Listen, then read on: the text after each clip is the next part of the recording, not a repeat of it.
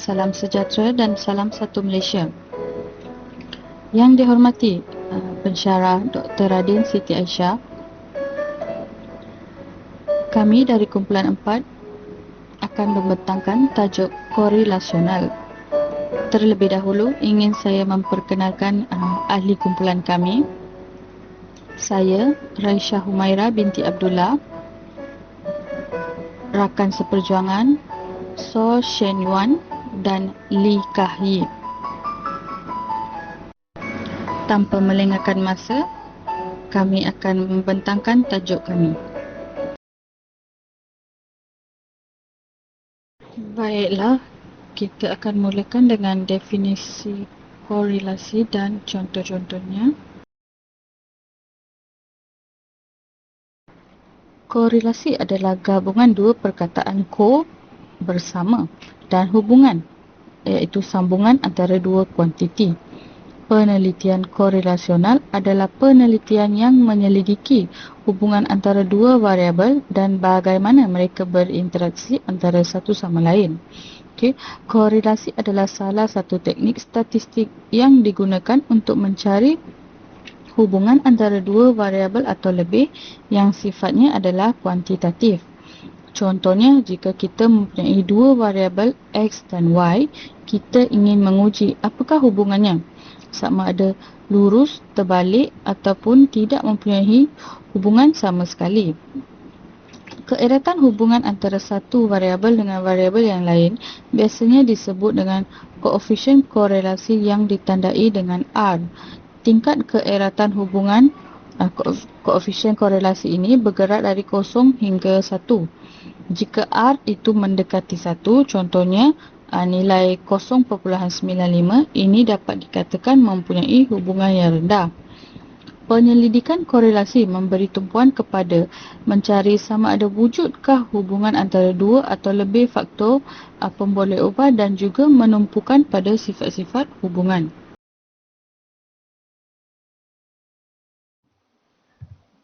Seterusnya, mari kita masuk kepada jenis-jenis korelasi. Terdapat 3 jenis korelasi.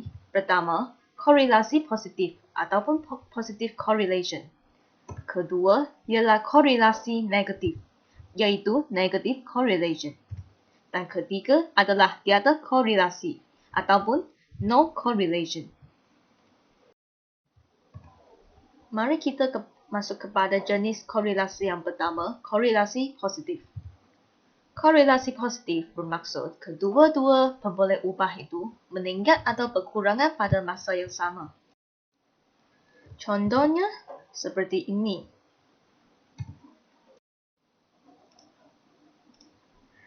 Bagi data kutipan pemboleh ubah yang lebih fokus dan berkumpul, ia menunjukkan hubungan korelasi yang lebih tinggi dan kuat. Manakala data pemboleh ubah yang bertabur, ia bermaksud hubungan korelasi yang lebih lemah.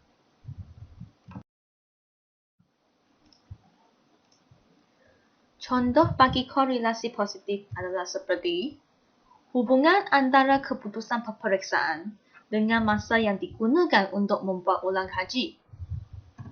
Di sini, pemboleh ubah X kami adalah keputusan peperiksaan, mana pemboleh ubah Y adalah masa ulang kaji. Kalau data hubungan yang dikutip meningkat, iaitu pemboleh ubah Y, masa ulang kaji semakin banyak, maka pemboleh ubah X, iaitu keputusan peperiksaan akan semakin tinggi. Ia menunjukkan korelasi positif. Jadi, kita boleh tahu bahawa keputusan peperiksaan seorang murid meningkat sekiranya masa ulang kajinya panjang. Dan seterusnya, bagi jenis korelasi yang kedua ialah korelasi negatif ataupun negative correlation. Korelasi negatif bermaksud jumlah satu pemboleh ubah bertambah, yang lain pula berkurang ataupun sebaliknya dengan pemboleh ubah yang lain. Ini adalah bentuk bagi data korelasi negatif.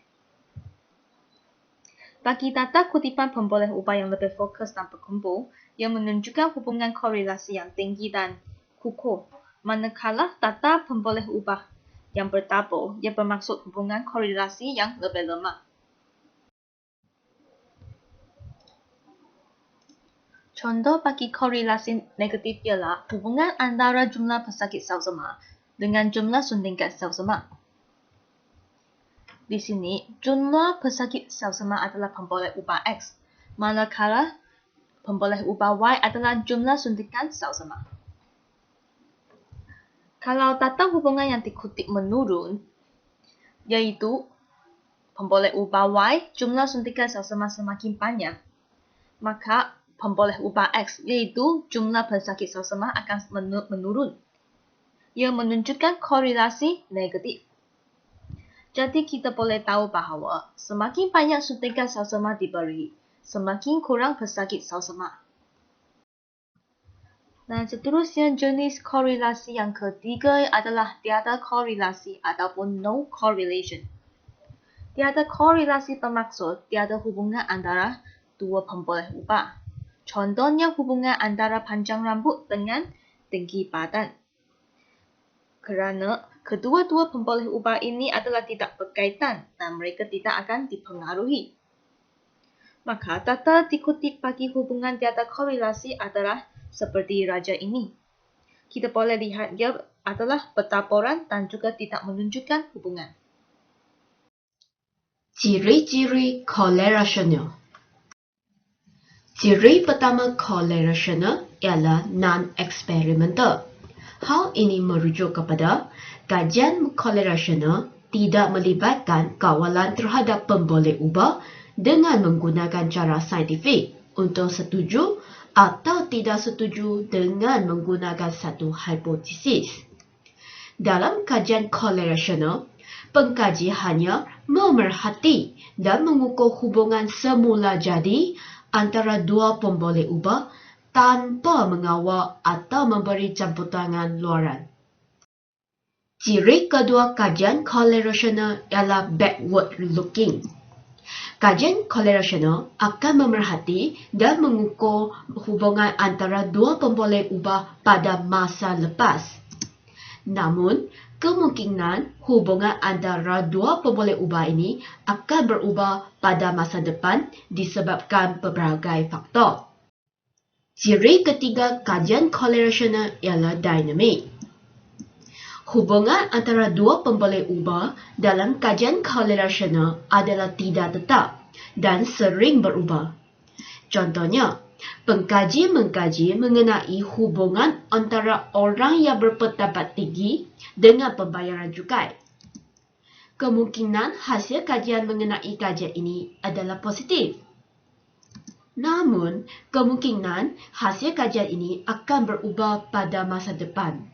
Oleh itu, kajian korelasional adalah berciri dinamik.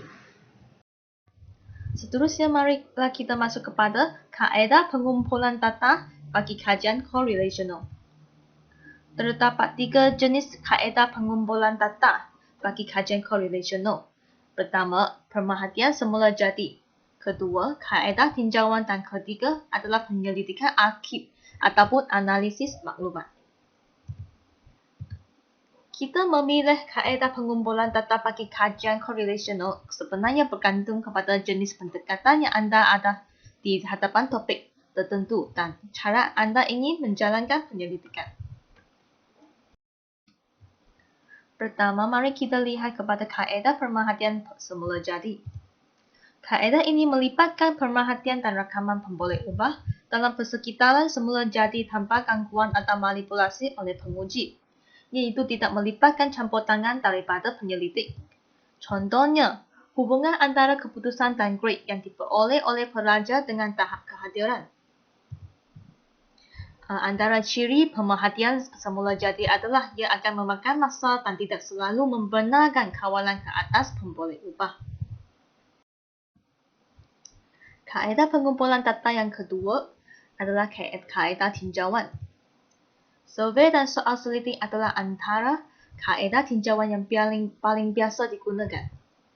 Persimpulan bagi kaedah tinjauan mestilah secara rawak. Contohnya bagi kaedah tinjauan ialah kepuasan pelanggan tentang produk baru di pusat membeli belah. Penyelidik boleh menjalankan survei ataupun bagi borang soal selidik kepada pelanggan yang telah menggunakan produk baharu ini untuk mendapatkan pendapat mereka tentang produk baharu. Jenis tinjauan ini digunakan untuk meramalkan sama ada produk ini akan berjaya atau tidak. Dan cirinya ialah ia boleh dijalankan dengan mudah. Tetapi jika peserta tidak jujur mengenainya, mereka akan mengubahkan hasil akhir penyelidikan. Kaedah pengumpulan data bagi kajian korelasional yang ketiga adalah penyelidikan akhir ataupun analisis maklumat. Penyelidik akan menganalisis data yang dikumpulkan sebelum ini oleh penyelidik lain. Dan penyelidik tidak mempunyai kafalan ke atas jenis maklumat yang telah direkodkan. Contohnya bagi kajian ini ialah, kalau penyelidik ingin meramalkan bagaimana statistik jenayah mempengaruhi ekonomi tempatan, maka penyelidik haruslah mencari maklumat tentang rekod kehakiman penduduk. Dan penyelidik perlulah mempunyai akses kepada banyak maklumat untuk menunjukkan hubungan korelasi yang ketara. Baiklah, untuk topik yang seterusnya, mengapakah penyelidikan korelasional ini menjadi pilihan kepada para penyelidik berbanding dengan penyelidikan eksperimental dan non-eksperimental yang lain? Apa yang dapat dikatakan dalam penyelidikan ini, para penyelidik akan cuba mengenal pasti persatuan yang wujud di antara pemboleh ubah. Penyelidikan korelasi tidak menyediakan data deskriptif, walau bagaimanapun ia akan meneroka persatuan tersebut. Penyelidik akan cuba memahami sifat hubungan tersebut dengan mengenal pasti hubungan di antara faktor-faktor dan tidak memanipulasi pemboleh ubah untuk membuat kesimpulan. Dalam penyelidikan korelasional, ramalan tentang kemungkinan hubungan boleh dibuat, namun berbeza kalau dalam bentuk penyelidikan deskriptif, ramalan tidak boleh dibuat. Selain itu, penyelidikan korelasional menjadi pilihan kerana tidak ada variabel yang melalui proses manipulatif. Di sini, penyelidik dapat mencari partisipan di tempat umum atau dalam lingkungan tertutup kerana tiada masalah di mana atau bagaimana variabel tersebut akan diukur. Seterusnya, metod survey yang sangat membantu. Ini akan menjadikan penyelidikan korelasional lebih mudah mengumpulkan informasi tentang topik-topik tertentu kerana variabel yang ada belum berada di bawah pemerhatian penyelidik. Maka ini akan membuatnya lebih cepat, mudah dan senang untuk memulakan mencari hasil. Kelebihan yang seterusnya adalah mudah untuk diklasifikasikan. Tingkat keeratan hubungan ataupun koefisien korelasi diukur kekuatan hubungannya antara variabel. Ini dapat berkisar daripada nilai 1 hingga ke nilai negatif 1. Sebagai contohnya, kita boleh lihat apabila kedua pemboleh ubah berpindah ke arah yang sama, iaitu peningkatan dalam satu pemboleh ubah akan menghasilkan kenaikan yang sama dalam pemboleh ubah yang lain dan sebaliknya. Sebagai contoh, kita boleh tengok dari segi keuntungan dan pelaburanlah dalam saham, iaitu ini dikatakan kolerasi positif, berpindah ke arah yang sama. Untuk kolerasi negatif, apabila kedua pemboleh ubah berpindah ke arah yang berbeza, sedemikian rupa hingga peningkatan dalam satu pemboleh ubah akan menyebabkan penurunan pemboleh ubah yang lain. Ini contohnya adalah harga dan permintaan sesuatu produk. Dia pemboleh ubah beza arah ya. Dan apabila nilai koefisien korelasi mendekati kosong ataupun 0, berarti pasangan data variabel X dan Y mempunyai kolerasi yang sangat lemah atau berkemungkinan tidak berkolerasi. Selain itu, penyelidikan korelasi mempunyai keupayaan untuk menyiasat hubungan antara pelbagai pemboleh ubah secara bersama-sama dalam masa yang sama. Menurut Abidin pada tahun 2000, penyelidikan korelasi juga boleh memberikan maklumat mengenai kekuatan hubungan yang dikaji. Okey, penyelidikan ini juga boleh menyiasat beberapa pemboleh ubah secara intensif dan melakukan analisis ramalan tanpa memerlukan sampel yang besar. Kekuatan correlational. Kekuatan correlational. Kekuatan pertama, kesahan luaran bagi kajian correlational adalah tinggi. Hal ini disebabkan kajian correlational tidak melibatkan campur tangan atau kawalan luar semasa kajian. Kajian correlational tidak hanya berlaku dalam persekitaran tertentu. Dengan ini, terdapat kesahan luaran yang tinggi.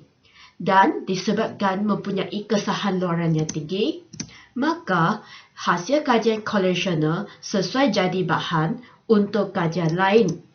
Dapatan kajian correlational amat sesuai untuk dijadikan bukti atau bahan sokongan untuk kajian yang lain. Correlational tidak menimbulkan causation. Correlational tidak menimbulkan causation. Dalam reka bentuk correlational, pengkaji ingin tahu mengenai perkaitan antara dua pemboleh ubah, bukan berbincang sama ada pemboleh ubah A akan menyebabkan pemboleh ubah B. Contohnya, dua pemboleh ubah. Pemboleh ubah A ialah bersenam, pemboleh ubah B ialah gembira. Pengkaji boleh berbincang, orang yang bersenam akan lebih gembira daripada orang yang tidak bersenam. Perkaitan antara bersenam dan gembira. Atau pengkaji boleh mengeluarkan perbincangan, gembira akan mendorong orang untuk bersenam. Perkaitan mereka, hubungan antara pemboleh ubah A dan pemboleh ubah B boleh saling bertukar dan saling berkaitan dan bukan kepada causation. Contoh kedua, pemboleh ubah A ialah budaya sekolah. Pemboleh ubah B ialah murid berpencapaian tinggi. Pengkaji boleh bincang. Budaya sekolah memupuk murid yang berpencapaian tinggi. Atau murid berpencapaian tinggi dapat mendorong lahirnya budaya sekolah yang berkompetitif. Selain itu, kajian correlational tidak menimbulkan causation. Hal ini disebabkan kajian dalam correlational juga mungkin terdapat pemboleh ubah yang ketiga. Contohnya, pemboleh ubah A bersenam, pemboleh ubah B gembira dan pemboleh ubah C badan yang sihat. Pengkaji boleh bincang. Pertama, orang yang bersenam akan lebih gembira daripada orang yang tidak bersenam. Atau kedua, gembira akan mendorong orang untuk bersenam. Atau ketiga yang melibatkan tiga pemboleh ubah, badan yang sihat membolehkan orang pergi bersenam dan menjadi lebih gembira. Contoh kedua, pemboleh ubah A, budaya sekolah, pemboleh ubah B, murid berpencapaian tinggi dan pemboleh ubah C, buku yang banyak dalam perpustakaan sekolah. Pengkaji boleh bincang.